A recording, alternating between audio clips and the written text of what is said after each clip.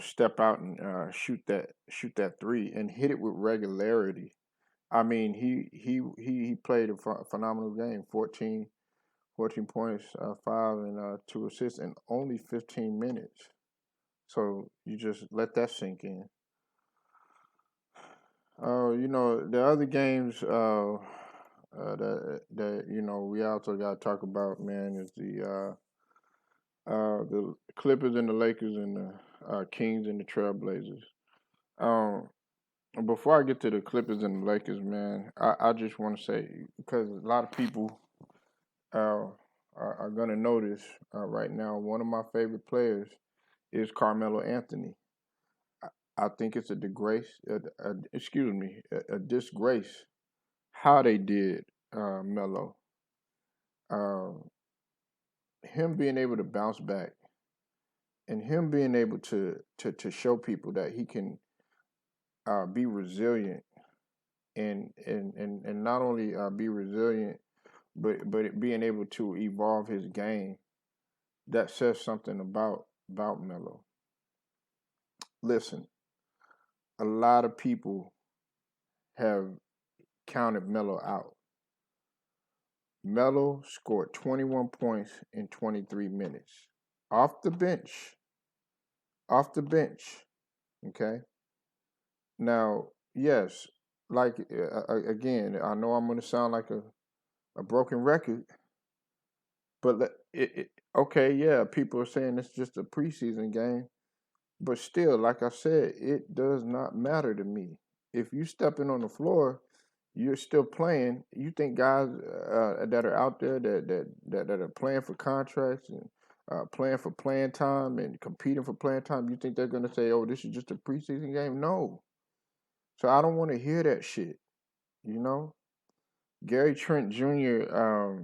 In my eyes, and I know a lot of people disagree with me and everything, but I see a lot of potential in Gary Trent Jr. Plus, he went to I watched him a lot. At Duke. You know you don't know what a person is going to evolve into, what a player is going to evolve into. And I see a lot of potential in Gary Trent Jr. He had 18 points in 28 minutes and did a phenomenal job on defense. They held the Kings to only 102 points. Um, a couple of other guys. There were several of them that scored 15 or more points. We got Derrick Jones Jr. had 15. Damian Lillard. Of course, he's gonna get his. Had 15 in 22 minutes, and C.J. McCollum in 22 minutes. And another thing that I like how hard these guys are going. You don't see a lot of guys playing that many minutes in a preseason game, but I like that. And I can't forget about Harry Giles. He came out pretty big, but overall, it was an excellent display of basketball. I think the Trailblazers are coming out to make a statement as well. The Kings, Buddy Hield, he did his thing out there, 23 points, and then Harrison Barnes had 16. De'Aaron Fox, he had a equal balance game with 10 points and six assists. But that game was pretty much unmatched, especially with the defense that Portland was playing. Now let's go ahead and get to what everybody was talking about besides Boogie and Jay Wall. The Clippers and the Lakers, man. Listen, you gotta love this the competitive fire that's happening uh, and that's sizzling between these two teams. Listen, man, a lot of people are of this notion, that questioning the Lakers. Are they gonna be the same? Are they you know because they lost some pieces and they restored some new pieces and everything like that. Look, Rob Pelinka, he's done an excellent job as far as restoring that, tweaking it a little bit, and you can actually see. what they're trying to do. They're giving other teams different looks. They're not coming in with the same old thing. But Montrezl Harrell is the biggest story in my opinion. I like the way he competed. I've always liked Harrell because he just has that attitude, like like look, I'm gonna get it. I'm gonna do whatever's necessary to try to win. Okay, yes. Did he have the locker room issues and drama and all that other stuff? Yeah.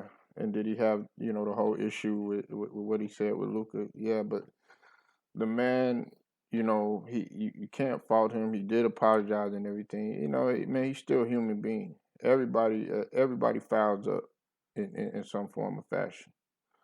But I like what I've seen from him. 13 points, 12 rebounds, double double. I mean, what more can you ask for? And all five of the starters, um, with the exception of Wesley Matthews, were in double figures. Another thing that I want to talk about too is Horton Tucker.